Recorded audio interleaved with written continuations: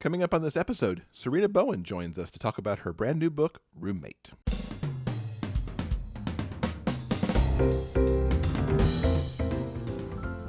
Welcome to episode 281 of the Big Gay Fiction Podcast, the show for avid readers and passionate fans of gay romance fiction.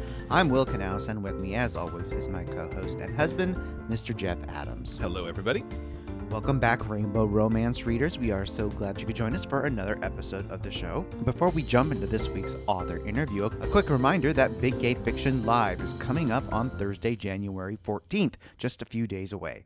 We'll be talking about the new shared universe, The Magic Emporium, with some of the series authors, which includes Kim Fielding, Elliot Grayson, Jackie James, Reese Lawless, and Megan Maslow.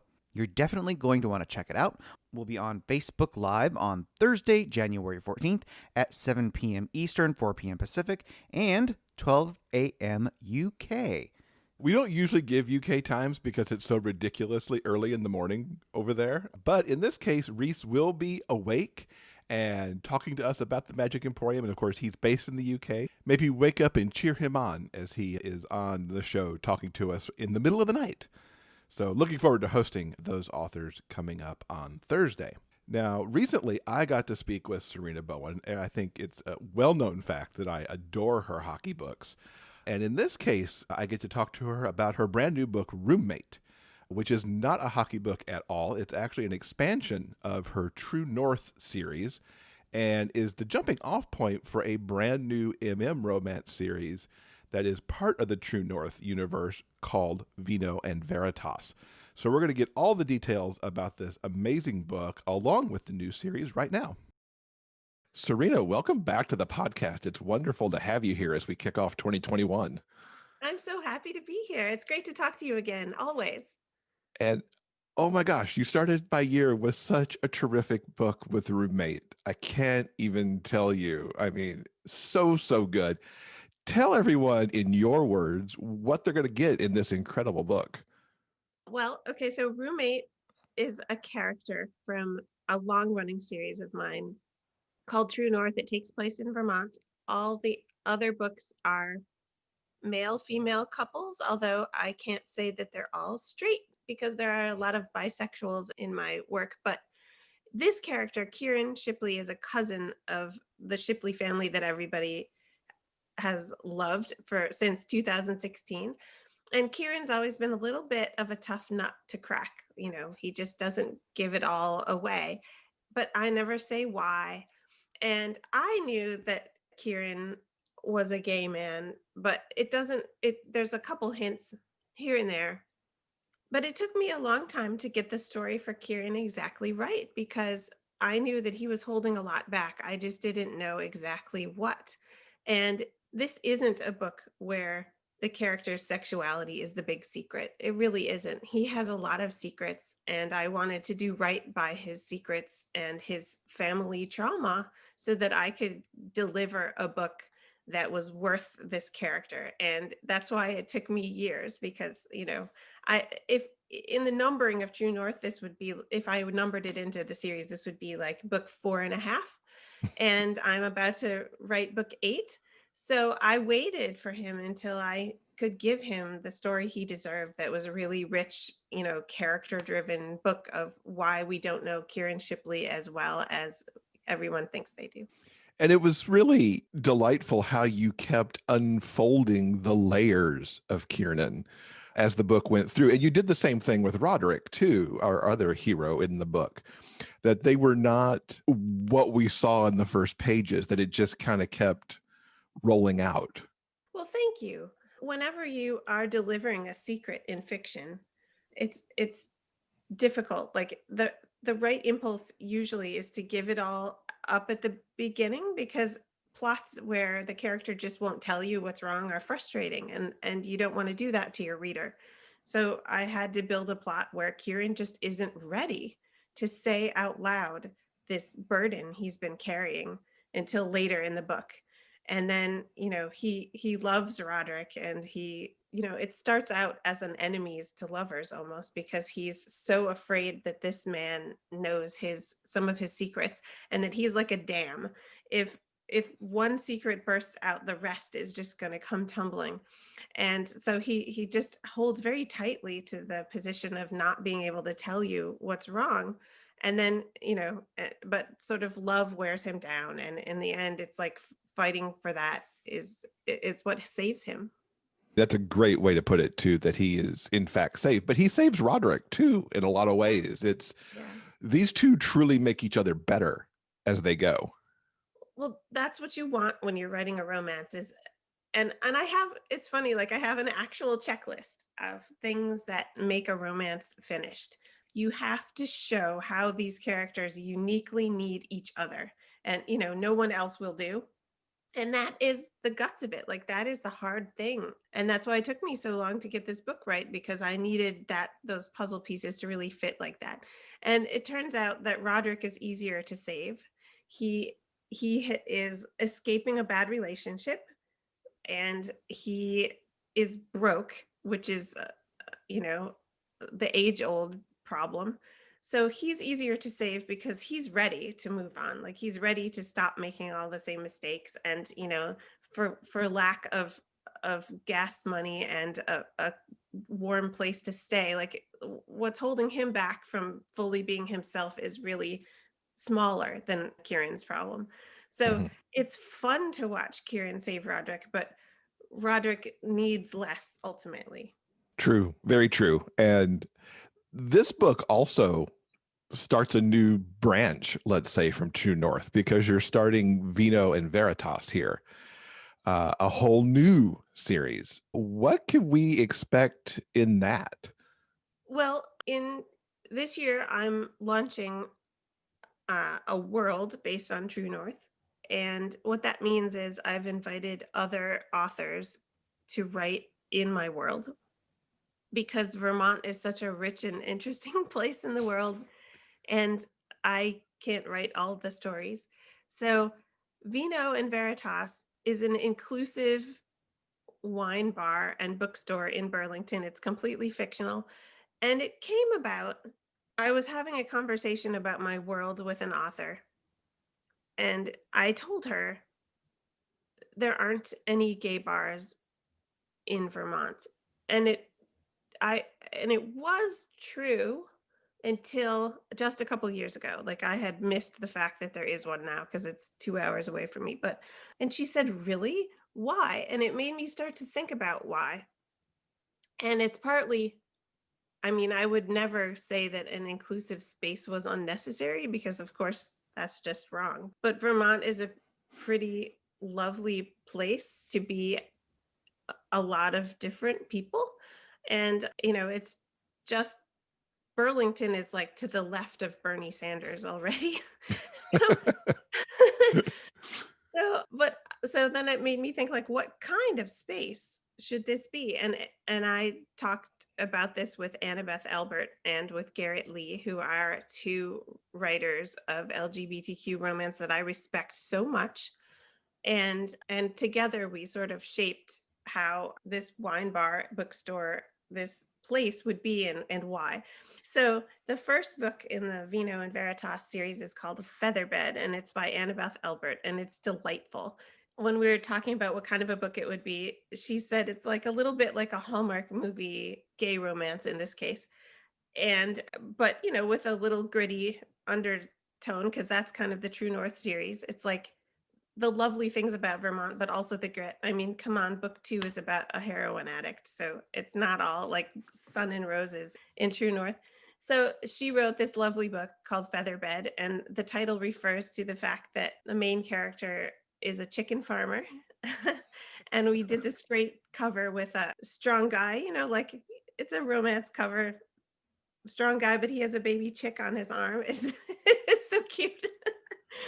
And then Garrett Lee's book is called Heartscape, and it's a stranger from out of town, and he comes to save the guy who runs the wine shop side, or the wine bar. Sorry, it's not a shop, it's a bar of the establishment. And it is a wonderful book, and Garrett Lee's writing is just so terrific. So I can't wait to launch those, and they're coming in March. Oh, they both come in March. Yes. Fantastic. Mhm. I like how you said it in a wine bar bookstore and not the typical coffee bar bookstore that we see. It gives it that little upscale, more adult feel, right? Because, it's a wine bar. Yeah. And that seemed really, just, oh, I want to go there. And I'm kind of sad that it's not like maybe a real place or something that I could go to. Yeah. Well, I did that intentionally. Well, first of all, I'm not afraid to write you a coffee shop romance. I've got lots of those.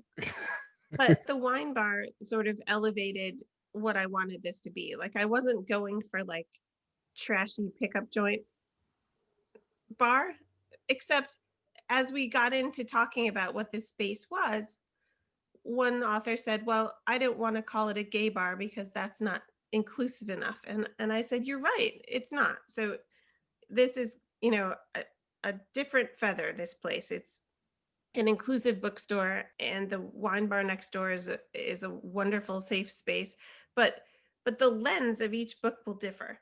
So to some of the guys who visit this place, it is a gay bar. It's like it's where they meet their hookup, and that's how life happens. But to others, it performs a totally different function, and every character is allowed to have his or her own lens on what this space means to them. And that's how we give it, the full dimension that it deserves. And there are also, I should mention, 2 FF novels coming in the Vino and Veritas world. I can't wait. I mean, 2021 is going to be so cool with these books rolling out. And on the featherbed cover, my mind flashes to Good Boy with the guy and the dog. Well, let's face it, like whenever you can put a hot human and an animal together on a cover, like that's just gold. And I had so Vino and Veritas, by the time all the books roll out, is like 18 titles. It's really a lot of books. And so I had my cover designer, like the poor lady, she she and I were looking at mock-ups and thinking, how are we going to keep this interesting? And props are one way that you can keep it interesting. So the baby chick, when I saw how she had executed it, I was like, you are a genius. And then the bookstore made us want to put books in a lot of places too, just to keep up that theme. And we couldn't find the right book cover once. And she was like, we're just gonna baby chick his ass. So she put the book in there. We had a little bit of Photoshop use here, but it came out really well, and I can't wait for readers to see all these covers that we worked so hard on. And I can't wait for those 2 FF novels as well. One of them uses a character from earlier in the True North series, and it's a character who I had not thought of as matching with a woman. My imagination just didn't go there. So when I read the first line of her proposal, I just let out a little shriek of joy because I saw what she saw, and how that character ending up with a girlfriend was just perfect. So that's what you get for expanding your world to accommodate other authors, is you get their perspectives that you did not see, and it just makes it a richer place. Did you envision at some point that True North could go this direction? Was that even in your wildest imagination with that series, or did it just kind of evolve to where you knew that it was time to open it up to these other voices? I really had always thought about it in the back of my head, but it's quite terrifying to let other people play in your sandbox in some ways. So I had to sort of get over myself a little bit in order to make it happen. And, it's possible that people will put words in my characters' mouths that I don't love, and I will survive the experience. But everyone's interpretation is interesting. And those facets are interesting to me. And in a way, I walled off the parts that people were allowed to write, but not because I didn't want them to tamper. It's because I needed to like clear a path where I could keep going in this space without tripping over what they'd written. Mhm. So that's why Vino and Veritas overlaps a little bit with Roommate, but in a way that like the origin story of Vino and Veritas is told by people who aren't me. And I was bringing in, and I checked with them. Like I sent them that scene and said, what do you see here? And did I get your guy right? And, to make sure that that was all going to work out. And similarly, there's a series in the True North world called Speakeasy for a bar that gets started by some characters in this book, but isn't like a main setting. So that, that was given to those authors as their own place to be. So, you know, it's tricky, and it's been consuming a lot of time to read all of these outlines and proposals, and to make sure, we had over 200 inquiries to write for the world before I stopped counting. And we're going to end up with around 45 titles. And it was hard to say no. Like, I definitely didn't do this project because I like to say no to other writers. Like, that certainly was not a good time. But of course, I had more than I could handle. So here we are. 45 titles is incredible. Did you have in your head how many you wanted there to be, or what a cap would be? Or is it just they just kept coming in and you kept liking them? I will say for sure that my ideal number was less than 45, but I got so much talent, especially in the Vino and Veritas series, that's the longest series easily by double, because there were so many voices that came in that were so unlike mine. And, somebody's writing a New Zealand transplant in a veterinary practice. Like, I'm never writing that book because I can't do a New Zealander any justice. And I haven't been to a veterinary practice in 35 years. So I was like, well, we got to have that one. And you see how this goes, right? What's your role in the series? You mentioned going over the proposals, going over the outlines.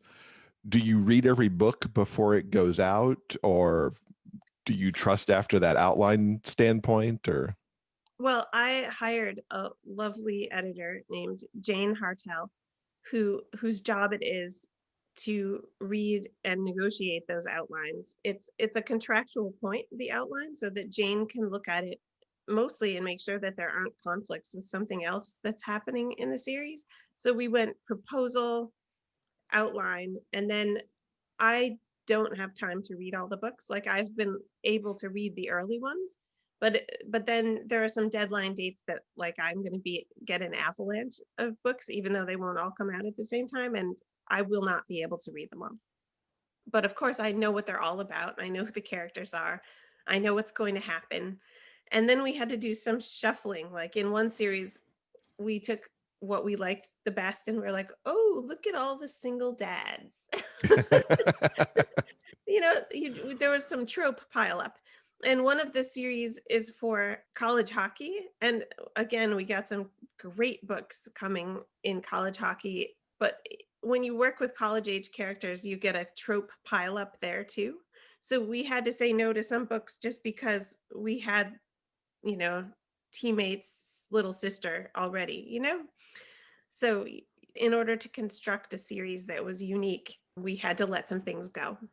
does somebody have what might be a daunting job of the Master Story Universe Bible to know who all these people are?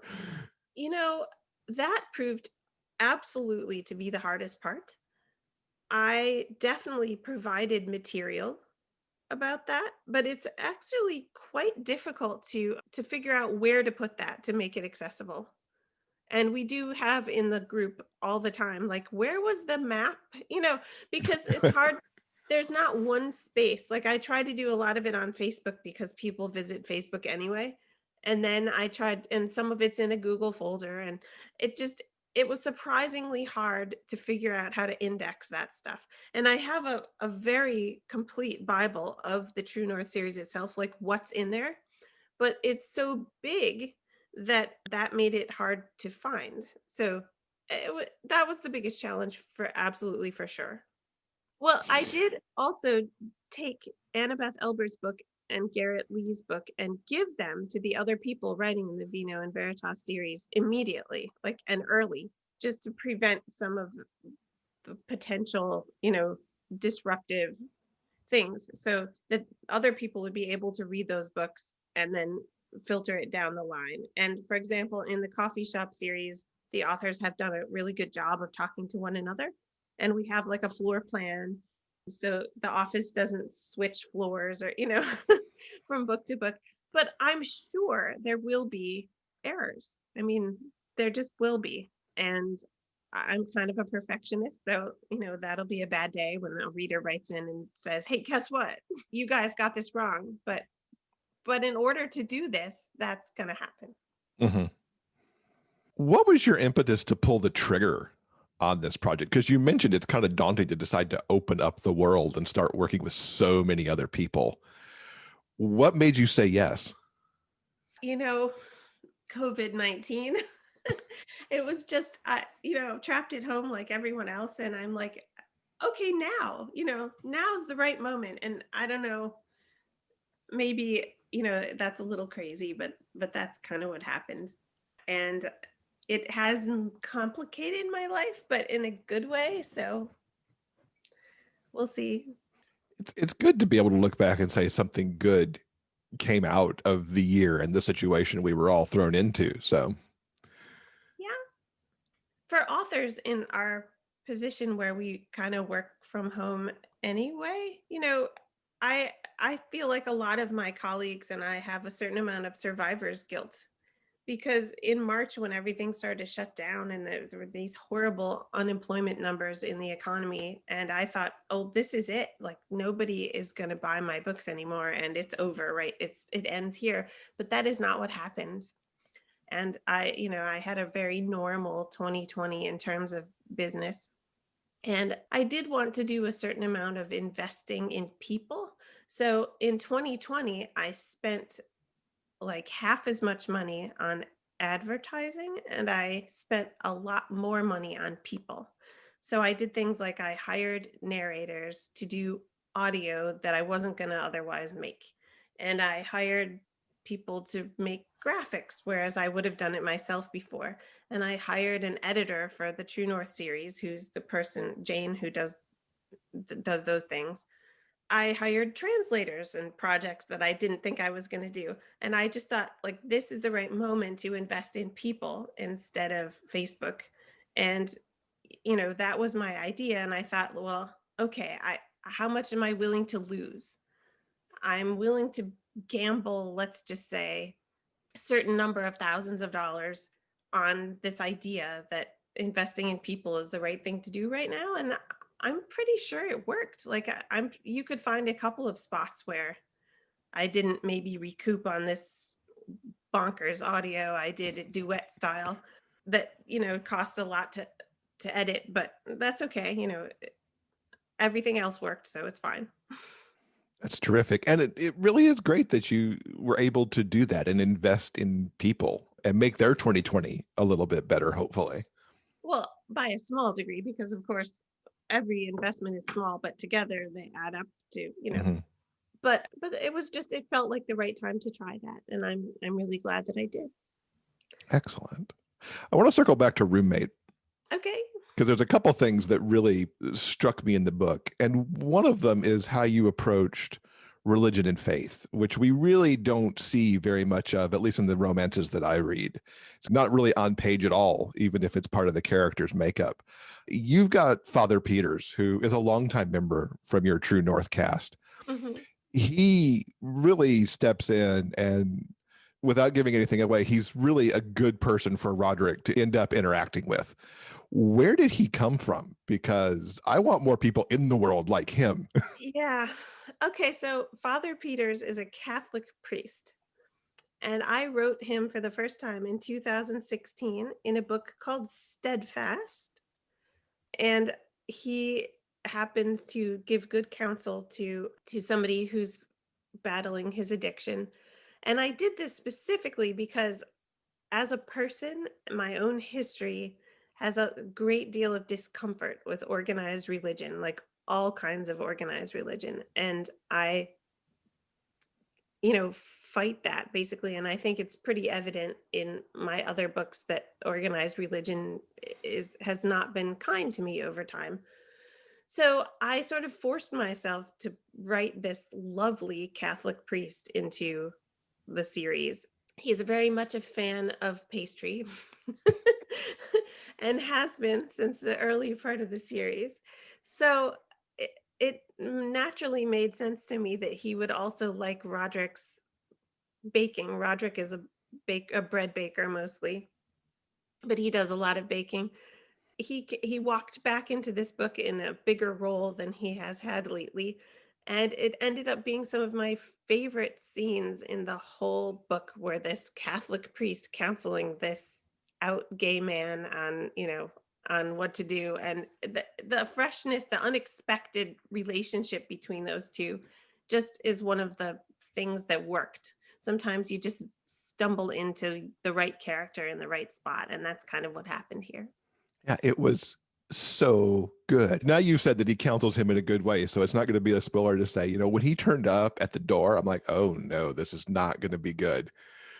And then it was wonderful.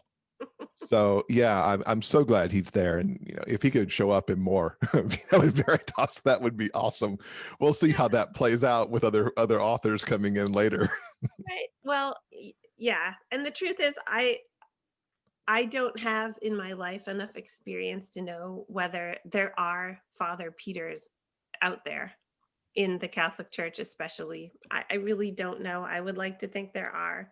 Me But too. but that's kind of the author's job, is to be the puppet master, Mhm. and to show what's possible. Like, it's a lovely job. I love my job. I get to say it's a privilege to create a world where Father Peters exists, and I'm happy that I did. Yeah, me too. The other thing that I really liked in this book is you've got two characters who've got a lot of baggage. They've got a lot of past. They've got past with each other. And you somehow balance this tightrope where there's gravity to both of their situations, and it's not weighed down in a ton of angst either. And how did you do that? You know what, Jeff? I have to say, I think that is my superpower. I think all my books do this. I mean, the first book I ever sold a lot of copies of is about a woman who is paralyzed, from the waist down. And that is not a dark and heavy book. I mean, some people don't read it because of her situation, but it's kind of a fun read. And that is just how writing works for me. All of my books kind of walk that line. Like, if there was no gravitas at all, like if there's nothing at stake, then that's really hard. It's hard to do. But I actually have real trouble getting down in the dirt too much with, it's depressing to write deeply angsty books all the time, and I don't think I would enjoy my life to the fullest if I were, writing like terrible things all the time. So I'm always walking that line. I have had books where, that if you're writing a rom-com and the stakes aren't super high because it's a rom-com, then that's actually hard. Like, it's hard work. In fact, I remember this moment when Elle Kennedy and I were plotting Good Boy, which is Blake Riley's book. Some readers know him from, he's a secondary character in Us, and then he got his own book. And we sort of made a map of this, and we said, oh, look, both of these characters come from wonderful high functioning families, and we're like, we're so screwed. Like, and so he got a crazy ex, but yeah, so walking that line is, that's what I do. And the way the 2020's been, this was such the book I needed Well, to, thank you. like, really solid, good story that had stakes, that also wasn't, oh my God, I can't go another moment. It's like, this was like a ray of sunshine, really. Well, thank you. Not to mention you made me hungry, but that's another story. Roderick might bake too well. Right. Well, if you think about when you write a book, then you have to go market it. You have to go tell people what it is so that they'll want to pick it up and read it.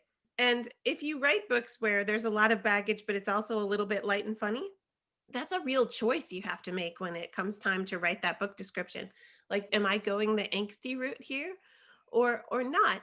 And that's how this book ended up. This book had like 7 titles while I was writing it. And that's how I ended up at roommate, because the roommate trope is so solid. And when you show that to a reader, it's like, oh, the roommate trope, then there's this thing to grab onto. So everybody knows what's coming, kind of, they're in this house together and ooh, things will happen. And so, I could have gone any direction. I could have said, deep dark secret as the headline, family drama, or funny guy makes cookies in inappropriate shapes. Like there was a lot to choose from, and I hope that people find what they're looking for when they do pick it up. I think they will. That's my own guess, just based on my experience. Thank you. What's something that you've read lately that you would recommend to our listeners? Well, recently I have enjoyed, I'm sure everybody who comes on your podcast says this, but Heated Rivalry by Rachel Reed. I've been hearing good things about that one. It's high on my TBR. Yeah, that's a great book. And also, one of the great joys of my 2020 was the Bromance Book Club books. That is just a wonderful concept. And she has taken it in such wonderful and insightful places that, I'm looking forward to book 4 very much. And I had the pleasure to interview Lissa K. Adams on my podcast, which is called Am Writing. So I got to ask her all those questions. So those would be 2 titles that I would definitely recommend. Fantastic. And I've been so happy to see that you've been doing podcasts since we first had you on the show way back in some of our early episodes, that you've been doing some podcasting and now have Am Writing out there. Tell folks a little bit more about Am Writing so they could check that out. Am Writing is definitely for the writers of the world who are interested in writing all the things. We talk about pitching nonfiction. It was started by my 2 real world best friends, KJ Delantonia, who is a novelist and an essay writer, and Jessica Leahy, who is a narrative nonfiction writer, both super smart. And we talk about writing all the things, and it's, we have great guests, and it's a really good time, and it's a wonderful excuse to talk to my 2 friends at least once a week. Very cool. Well, of course, we'll put that in our show notes too. So if any of the writers in our audience want to check that out, or if any of the readers want to get a little peek behind the curtain of the writing world as well. So besides all the good stuff you've got coming in your True North series, what's coming from you in 2021?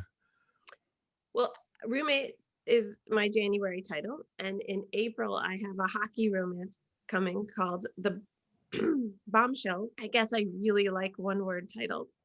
And Bombshells is a new chapter in the Brooklyn Bruisers world, since they now have a sister team. There's a women's team playing alongside them in Brooklyn, and Brooklyn will never be the same because now there's women everywhere, and I'm really excited about this one. It's also a bit of a love triangle, so I'm waiting for people to throw tomatoes at me about that. But sorry. I really am looking at 2021 as this is the year I write what I want. And maybe every year should be that year. But if you get too deeply in the groove of writing what people expect from you, then you have this weird echo chamber thing going on. And sometimes I have to just trash the idea that people are listening and waiting for things, and just, find whatever that story is that is just that I can't set down. So. Very cool. I look forward to seeing how you branch out as 2021 keeps going. Thanks. What's the best way for everyone to keep up with you online and all of this stuff between your writing and your universe? Well, the best way is in my Facebook reader group, which is called Serendipity, SARINDIPITY, which is a silly word, but it works. And also at sarinabowen.com. Fantastic. We'll link to that, all the books, and the podcast that we talked about here in the show notes. Sarina, thank you so much for coming and telling us about Roommate and for letting me start 2021 with such an awesome book. Well, thank you so much. It's been my pleasure, as always. This episode's transcript has been brought to you by our community on Patreon. If you'd like to read the author interview for yourself, simply head on over to the show notes page for this episode at biggayfictionpodcast.com. And don't forget, the show notes page also has links to everything that we've discussed in this episode. And thanks again to Sarina for joining us and talking about the new book and the brand new series. Now, since I recorded that interview, the covers have all been revealed for the first 3 books in the Vino and Veritas series.